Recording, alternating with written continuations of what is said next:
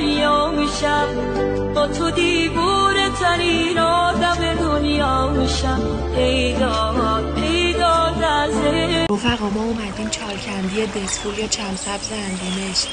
انقدر سکوت و آرامشش خوبه که دلم نمیاد بلند حرف بزنم. خیلی خفنه.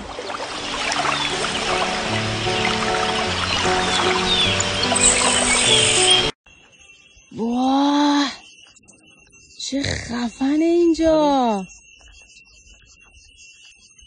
بی‌نظیره. وای